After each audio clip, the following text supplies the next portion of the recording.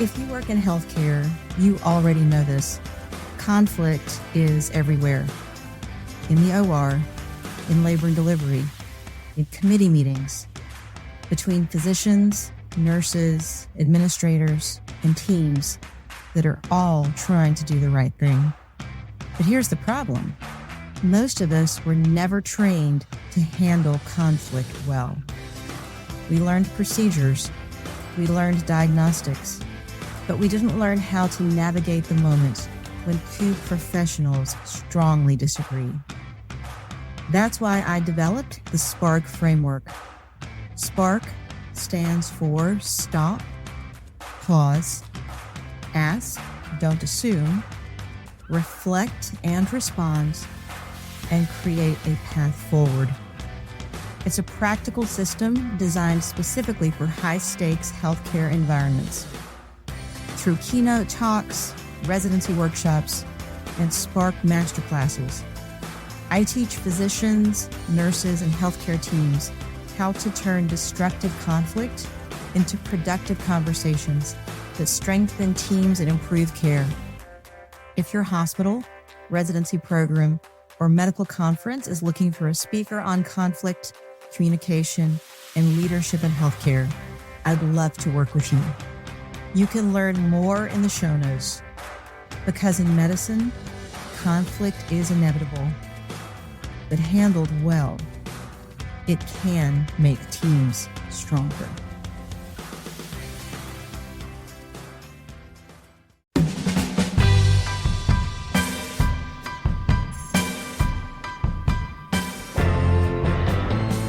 In every operating room, in every ward, in every clinic, and every team meeting, a silent battle brews. Conflict, negotiation, identity. Welcome to the Scalpel and Sword Podcast, where I, Dr. Lee Sharma, physician and conflict analyst, explore the hidden negotiations beyond modern medicine. Let's trade burnout for boundaries and learn the art of healing with precision and power. Hello, my peaceful warriors, and welcome to the Scalpel and Sword Podcast. I am your host, Dr. Lee Sharma, physician and conflict analyst. And I want to ask you a question. If you are a new leader in healthcare, or if you're somebody who's been in healthcare leadership for a while, how do you feel about conflict? Does it frighten you? Do you try to avoid it? Or do you see it as a pathway to improvement, to understanding? And is there a way forward through conflict that can actually build trust? And I am so excited today because I feel like our guest is really going to help us get into answering those questions. Today, we have on the podcast Karl Pister. Karl is the founder and president of the Coaching Group, an executive coaching and organizational consulting firm. He has over 34 years of experience in coaching, training, and counseling with a focus on the healthcare sector since 2008. He got his bachelor's in Spanish, his master's in social work, and a master's in marriage and family counseling, all from Brigham Young University. He is certified by the International Coach Federation as professional certified coach and is also certified by the John Maxwell team. His expertise includes conflict management, mediation, executive development, employee relations, and leadership. He also is an experienced podcast host. He hosts the podcast, the Healthcare Leadership Excellence Podcast, and he shares insight on leadership, communication, emotional intelligence, and conflict resolution. Karl, I'm so glad you're here. Welcome. Well, thank you so much. It's good to be here. Looking forward to our conversation. I know, me too. So you've been working with healthcare leaders for a really long time. What were some things you noticed right off the start that you really felt that healthcare leaders struggled with regards to conflict?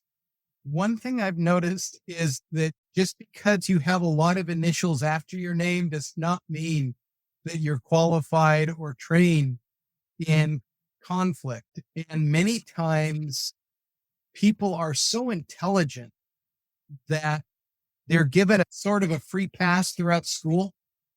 Johnny is super smart. He got a 2400 on the SAT.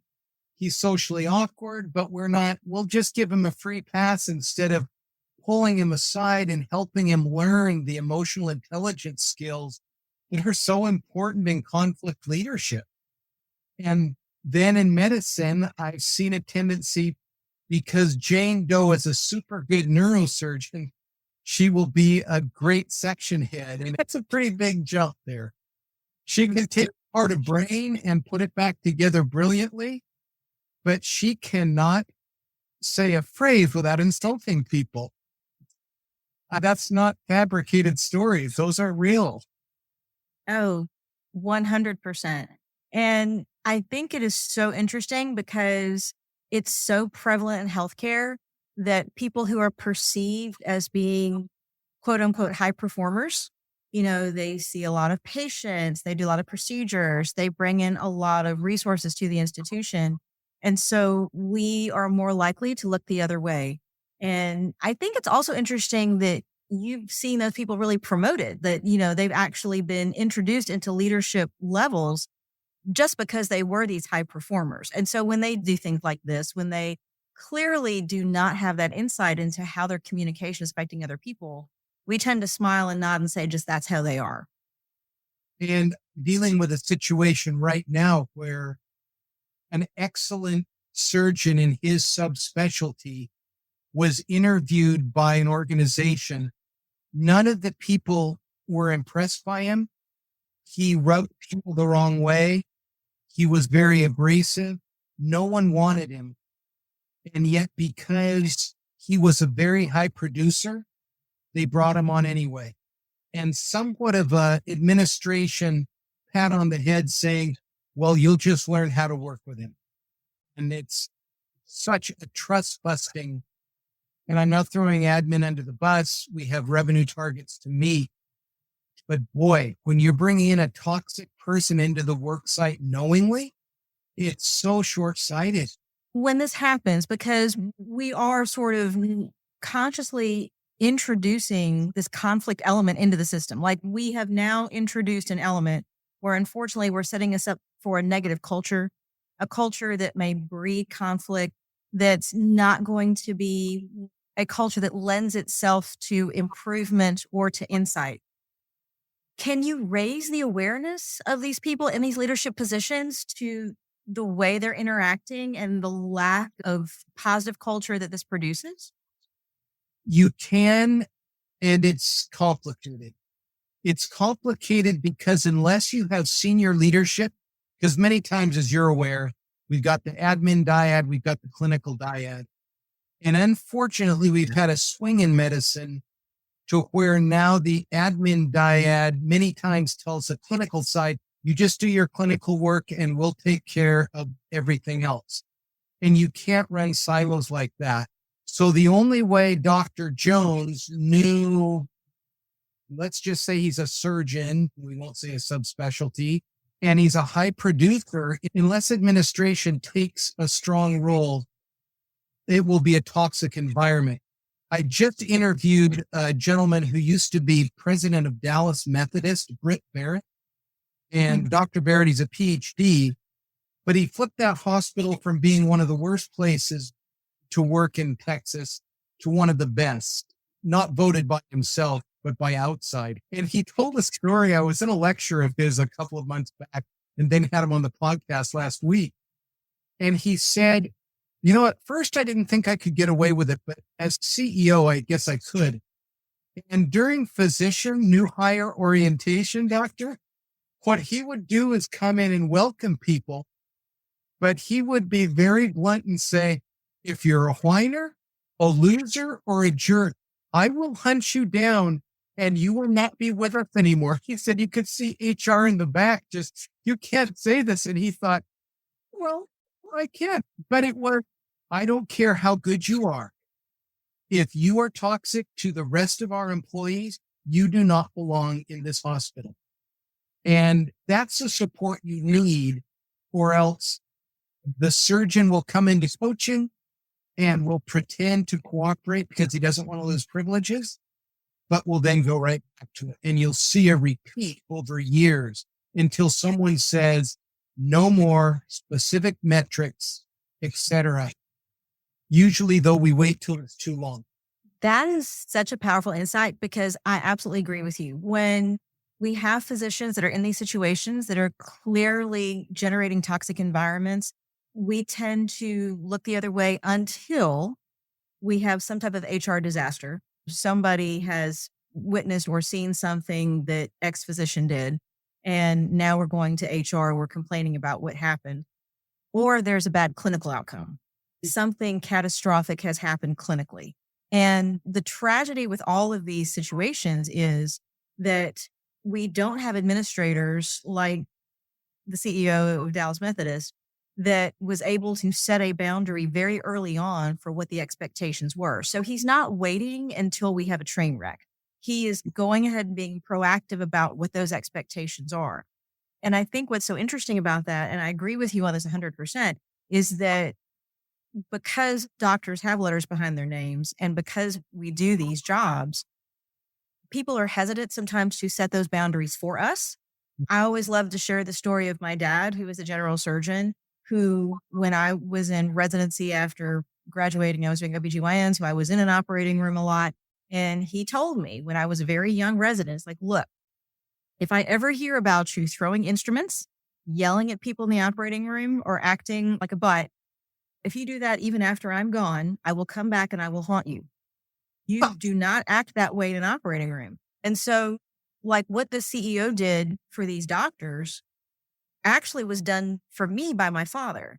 And he set those rules for me. And anytime I'm in an operating room, he's with me and I hear his voice. In an operating room, if you're the surgeon, you act like a gentleman or a lady. You don't act a fool. And what's so interesting about that is that I feel like I get better buy-in from the staff that work with me. People in general say, oh gosh, we're really happy we get to work with you today. And that's beautiful because you want that. But also I get to hear what all the other surgeons are doing. They tell me the conflicts that happen. I get to hear that. And occasionally, sometimes I am consulted to mediate or help a troubled physician that I've already heard the story. I already knew what happened to this person. And now this person's coming to me saying, hey, I'm getting called to peer review or this is happening. Can you help me? Can you talk me through this process? Yes. So it's really interesting that there are people who are now being proactive about helping physicians avoid getting to this place.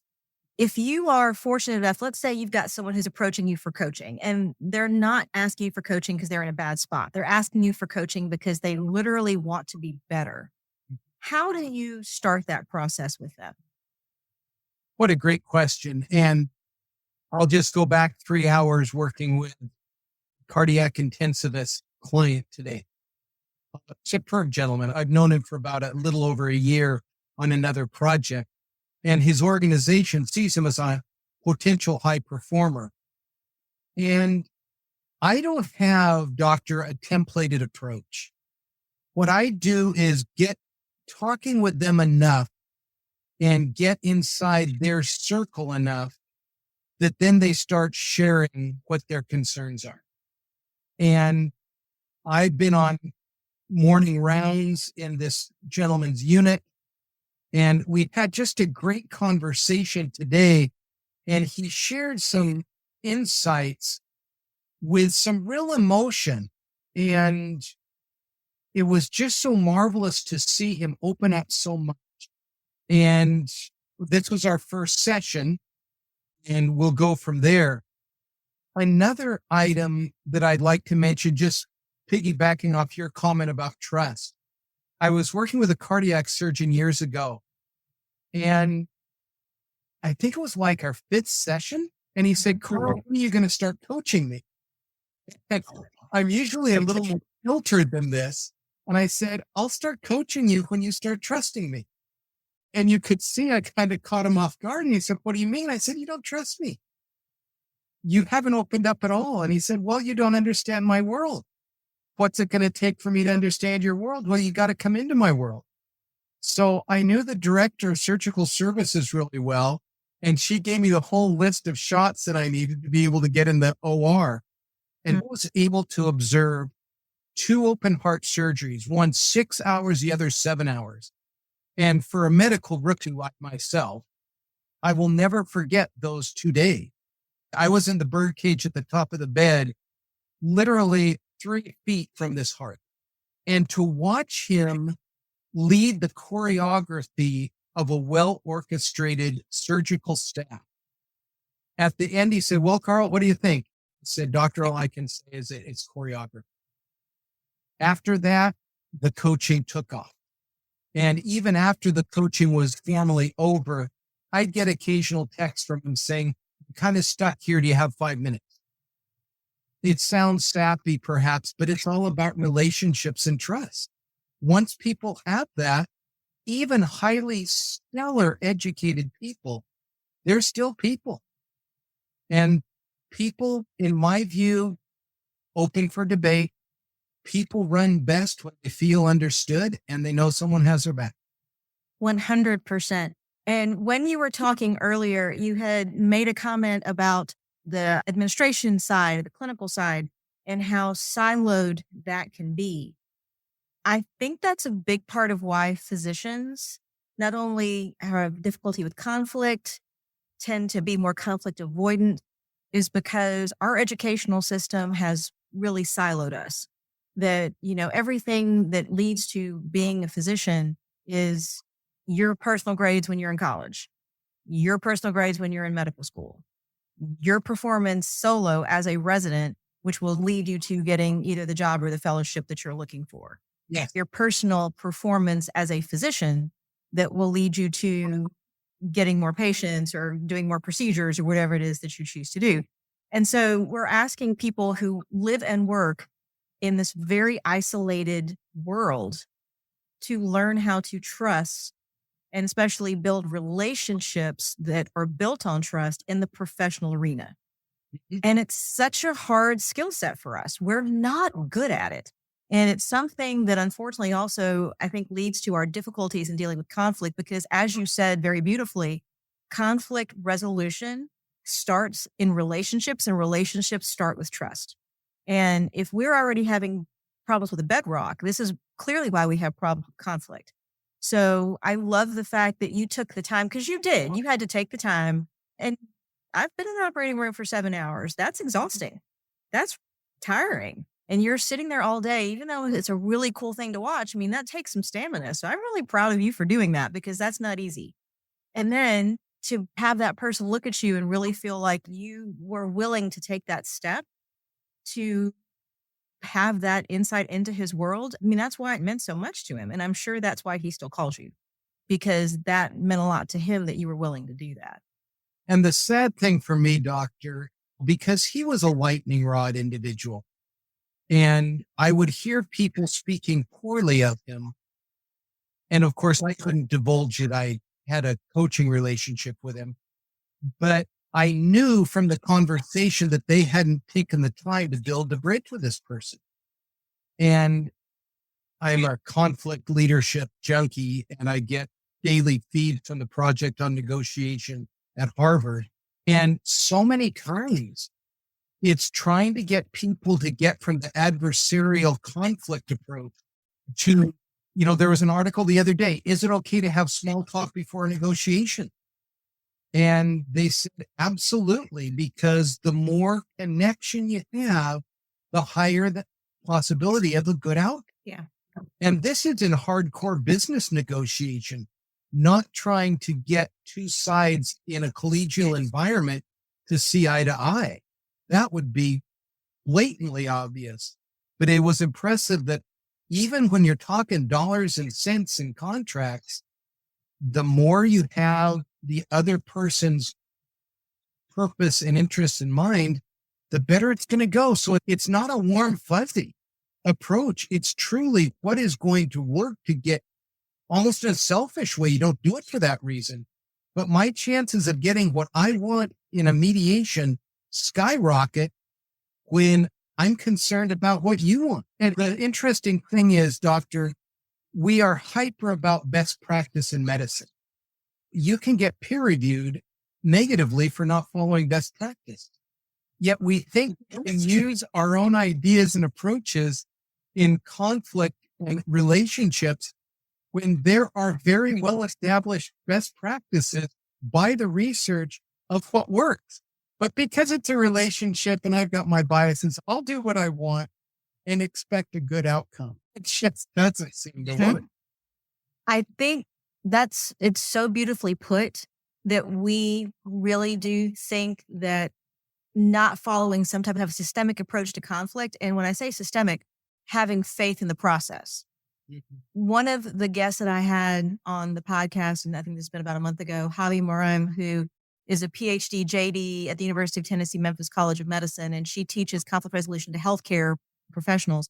And she and Kimberly Best, our mutual friend, who is a friend of the podcast, does this class with her. And one of the things that Javi said in terms of being a mediator, and it just has really stayed with me, is that we are the guardians of the process. Yes. That we are the ones who understand, just like you said, how important these processes are. That we really embrace and understand that doing these specific things to transform conflict and build trust and relationships really do work. And so what we are doing as we are walking into these situations is making sure we are preserving as much as possible this process. And you are now introducing people, you are introducing healthcare professionals and physicians who have no idea how conflict resolution works. You are introducing them into this process, and then you are making sure that they feel safe and understood within it. So true. Yeah, I could not say that better. And the magic thing is that process is solid in its results. There are steps that you don't violate. Just as I'm sure in a surgical procedure, A becomes before C before D, if I got the alphabet right there. What I was saying though, and it has to be followed. Yeah. When I'm going into a mediation in a couple of weeks, and there's one person in the room that is all about, let's leave the past behind and move forward. And it's, yeah, that would be step 3. But you can't get to step 3 until you hit 1 and 2. And you've got to get 1 or 2, or 3 is surface. It's what they call false harmony. And it explodes on you later and you wonder why that mediation didn't work. To follow the process. Love that point. Yep. No, absolutely. One of the things that I love, so I have been all up reading your blog and listening to your podcast, and I have really enjoyed doing that. And one of the models you talk about for building that perspective, trying to introduce into your own thought process, maybe the way somebody else looks at this situation, is the idea of the prism. Yes. Tell us what that means and describe to us how using this prism imagery really helps us get insight into what other people in this conflict with us are thinking. Prisms aren't too common anymore. But here's this light that's around us all over the place, and it looks white. And yet a focused beam of light through a prism delivers a rainbow breakout of individual light bands. And unless we understand those bands and the order of those bands and the filter, and let's use a prism as a metaphor for a person's filter, unless we really know what that filter is like. And it's always a humbling process, because at first you're thinking, how did you get that rainbow out of that light, for heaven's sakes? Yet if you step back and then you hear, humblingly so, a trauma or a bad experience or a childhood experience, and suddenly you're thinking, oh my goodness, how could I have been so short-sighted as to criticize that rainbow? And some people say, well, Karl, that's great, but, and this is the fatal phrase, we just don't have time for that in the work site. And he addressed that in his book, 7 Habits. I paraphrase, we never have time to do it right this first time, but we will always be forced to make time the second time to do it right. And so because I am laser focused and I need this key performance indicator done by the end of the first quarter, which is 21 days away right now. And Karl, I understand you have some feelings on this, but we've got to get it done. The chances of that working well are poor. Karl may be very cooperative for 21 days, but each day that I'm checking off toward my KPI, I'm also digging a hole of resentment because you didn't listen to me. I wasn't asking for anything more than a concern to be understood. Yet you just blew right by me, Mr. Boss. And so I gave you your KPI on March 31st like you wanted to. And when the headhunter calls me the next day, chances are I'll talk a lot more openly about jumping. And we don't connect between resolving conflict well and employee retention. And we look at our bottom lines and we think, oh my goodness, we lost 1.1 million in this area. But we can get rid of Surgeon John Doe in a heartbeat. But did you look at the recruiting cost that it's going to take to replace Surgeon John Doe? Especially if it's a high subspecialty. That's going to cost usually about 1.2 to 1.5 million. Yep, that you saved. And you can never recover for 2 or 3 years what Surgeon Doe would have generated because you didn't take the time to do X, Y, or Z with it. Really. And you're concerned about your budget. Now, I'm sounding really snarky and sarcastic, but it blows me away that people can't see the connection. Yeah. And what's so crazy about it is that's so prevalent in healthcare. $90,000 to replace a nurse, one nurse. $500,000 to replace an academic physician. $1.2 million to replace a subspecialist surgeon. The numbers are there. And I love how you said, because I think this is a very common issue with conflict, is because, again, we don't like it. We're scared of it. We don't see it as a potential transformative experience. We see it as something that we need to get rid of as quickly as possible. And so how do you get rid of it as quickly as possible? Like you said, you skip steps. You skip this idea of communication, of humility, of reducing defensiveness, of trying to see somebody else's perspective, trying to feel how people feel seen. You skip right to, okay, we're good, but we're not good. We might be nodding, we might be smiling, but we're not good. And we don't find out that we're not good until ex-surgeon leaves, until an entire floor of nurses leaves. We don't realize we're not good till then. And at that point, the damage is done. We've already had the conflict that's decimated our system. And it's this idea of, there's a quote, and I'm not sure if this was on your blog, but I loved this so much, that conflict doesn't need to go away. It needs to be useful. And I loved that so much, using the idea that we're not trying to get rid of it as soon as possible, that we're literally trying to use it to illuminate. When you are talking about conflict or you're working as a mediator, do you find a lot of people who are conflict avoidant? Oh, yes. A couple of quick examples. I'm working with a labor and delivery unit years ago, and they were really doing well. And so I just asked them, as we go into next meetings, what would you like to learn as we do team development? And one of them says, I'm not too good at conflict. I've only been in 4 delivery rooms because we have 4 children, but most labor and delivery nurses have no problem going toe to toe with the world to advocate for their patient. They are steel-toed, as they should be.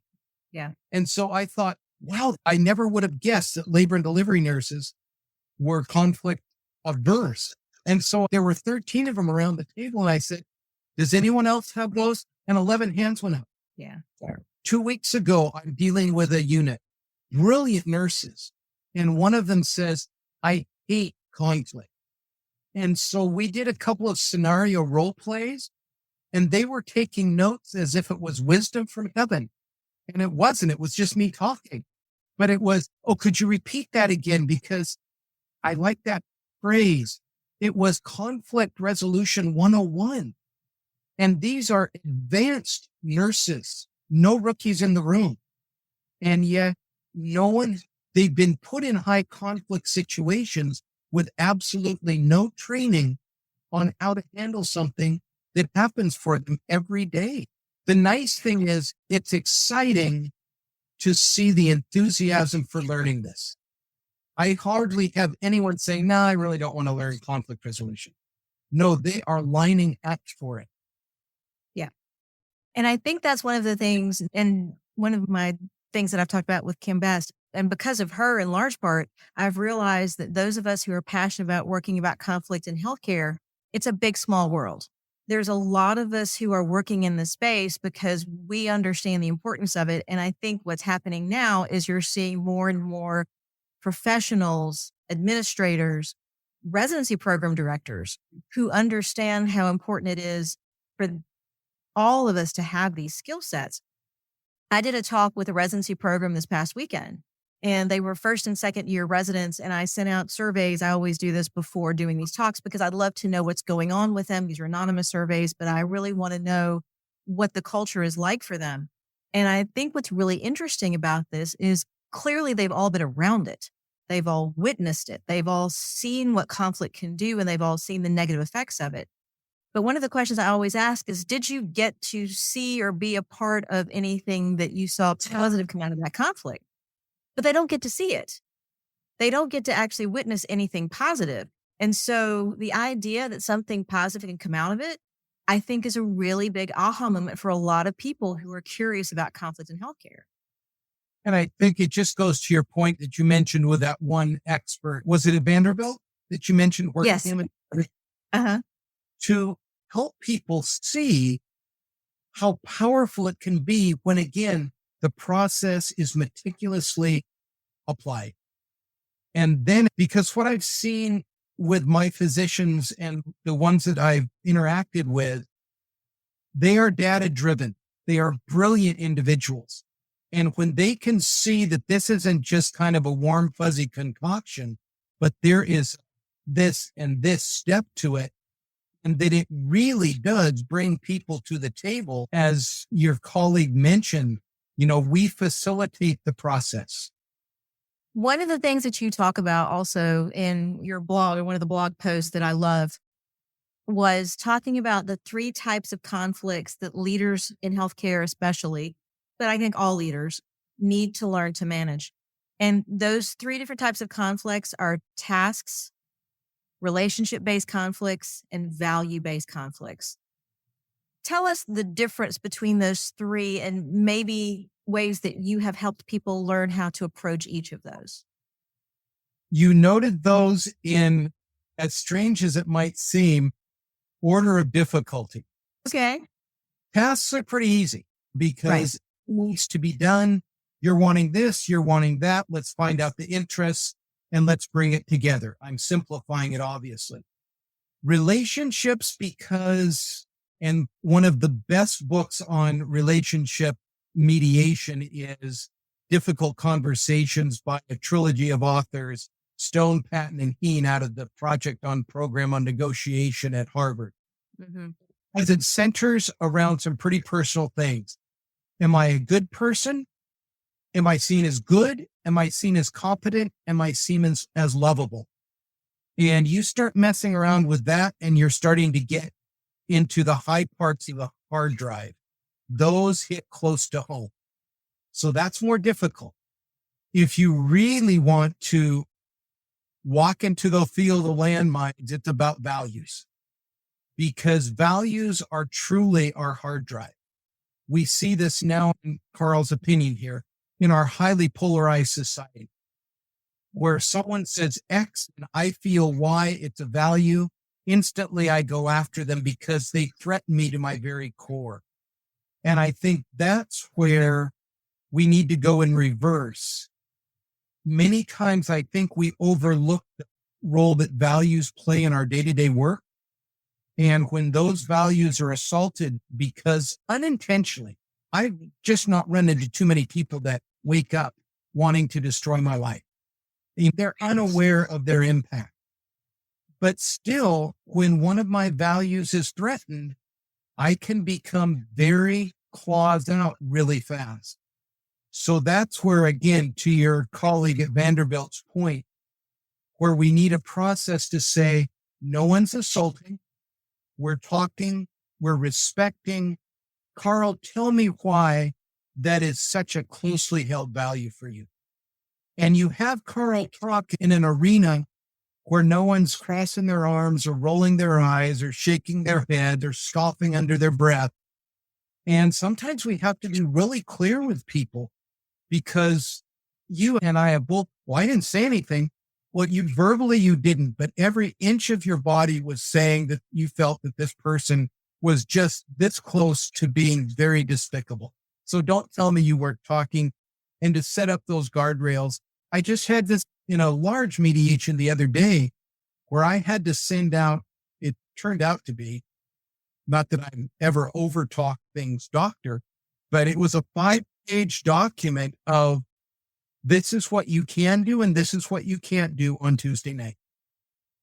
Because one of them had said, well, we'll try to be civil if we can. And it's, oh, please.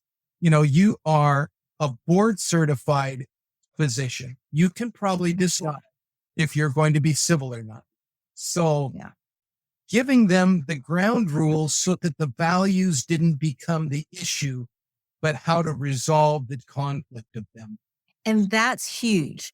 That's so awesome. The idea of guardrails of we are very clear and focused on what we're in conflict about, because it's so easy for us, right? When we have, let's say, one specific issue that we are really working on and trying to understand what everybody's perspective is, but somebody else wants to, and I've seen it happen in meetings and you have too, where there's one issue that's being talked about and all of a sudden somebody's across the table going, I don't trust you. I've never trusted you. And now we're starting to flip the script. And I have seen people start to kind of devolve into that defensive mode of now this is a personal attack and I'm going to defend it. And at that point to say, okay, we are now losing what we are here to talk about. We need to return back to our actual issue. And then when the mediation is over, okay, we have come up with a working solution for this issue. And then to go to the side and say, we probably need to have a separate discussion about the relationship conflict that just happened here. But that's not happening today. We are going to do that and we're going to keep these issues separate. But I think as human beings, we get into conflict, we naturally start pulling in these other issues for multiple reasons. And you've seen it happen. We don't understand that there's a way to approach conflict that actually can preserve and enhance relationships. And one of them is actually knowing what you're in conflict about. Absolutely. And you said something that's really important is to have the strength as a leader to extend the time of resolution. I call it the tyranny of the time frame. We have a tense issue here and we have till 4:00. So we need to get going on. And it's okay. So that it's been bothering me for the last 10 millennia. I have 10 minutes to tell you about it and resolve it. Yeah. Versus the leader that says, we're in the thick of it, folks. And to your point, we're not going to be able to talk about everything today, but we are going to be able to do X, Y, and Z. And it just relaxes the room. Yes, absolutely. There is something that occurs when you can guide people into this discussion of this is what we're doing today. I do think it creates a safer space to have discussions, but you're not dismissing anybody's concerns at all. No. In fact, you're giving them a rare window to let them know that for the first time, probably ever within their corporate life, that they're going to have a real opportunity to resolve a problem. Because we surface skim all the time because we just KPI, meeting time, etc. One thing I suggest to leaders is when they're really diving in, just have a listening session.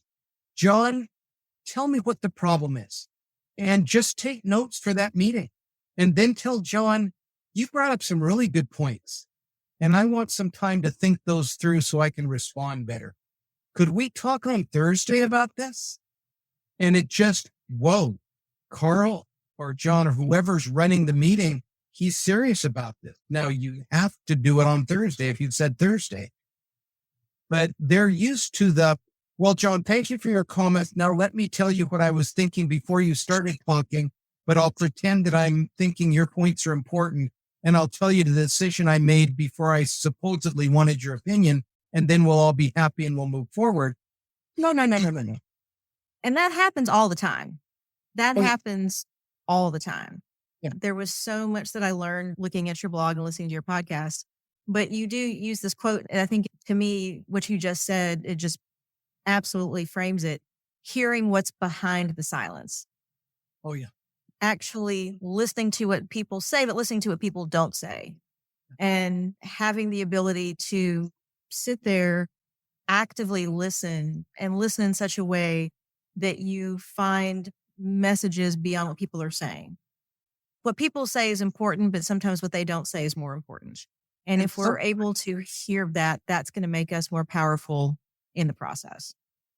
And one of my professors in graduate school said something that stuck with me for decades. The person who is most nervous talks first. And there's so many times I learned this from a great mentor, and many times I will write it across my ever-present yellow pad are the letters WAIT, which is wait. And it also means, why am I talking? Because it's silence and I'm paid to resolve things, so I better be saying something wise instead of, Karl, just let the silence do its powerful work of bringing out what really needs to be said. And it is so hard to do, and the payoff is astronomical. But I have to write it at the top of my pad even after all these years because it's not natural to be quiet. That's beautiful. Well, thank you for sharing that, because I'm going to start doing that, because that's really cool. That understanding of the power of silence, of stepping back, of letting other people talk, of really actively listening in the process. That is incredible. Karl, if you had one thing that you could pass on to physicians in leadership or physicians who just want to be better leaders, if you could give them one piece of advice, what would it be? It would be to pay attention to the power of what we overlook all the time. And we mentioned it already. It's the power of strong listening, to truly put aside your biases in whatever form they show up and just listen and take notes. And that's all you do. You don't need to express your opinion. You just need to truly hear the other person and do what they call looping. Come back with them. Now, Karl, did I get this right? You said this. I want to make sure. It seemed like this was important to you. Did I get that right? And then stop the urge to pontificate on what you think would be a good point. Then just dig in again. And Karl, you mentioned this. Why is that so important for you? Because it sounds like it really is a key item for you. You will see walls drop amazingly. And I was joking with someone earlier today on our podcast recording that so many times when I talk about listening, oh yeah, we do that well already. I've got that. Oh, what's step number 2? You hear because you have 2 ears that are functioning, but listening is not hearing. Listening, Steve Covey's, his 5th principle is seek first to understand, then be understood. He would give a role play where he would, until the person could tell him that she felt that he could advocate for her as well as she could for herself, he had not listened appropriately. And I've always thought, what a gold standard. That is awesome. And that is amazing instruction. Karl, if people want to reach out to you or if they want to know more about the coaching group, how would they do that? We're on LinkedIn under coaching group and under Karl Pister. There we have a YouTube channel that we opened up last July. So that's open. It's Coaching Group Inc. And you'll find us there. My website is coachinggroupinc.com. If people want to get a hold of me on a cell phone, it's 503-381-8705. So always happy to talk, and any situation that I can add value on, happy to do that. You have definitely added value for us today. So thank you so much for being here. Thank you for sharing your wisdom. Thank you for encouraging us to be good listeners, to actually understand that conflict can be transformative, to not skip steps in the process and to be guardians of that process because the process works, and to encourage us to embrace it. Thank you so much. It's been a pleasure to talk with you today. Thank you so much. And for all of our peaceful warriors who have joined us today on the Scalpel and Sword, until next time, be at peace.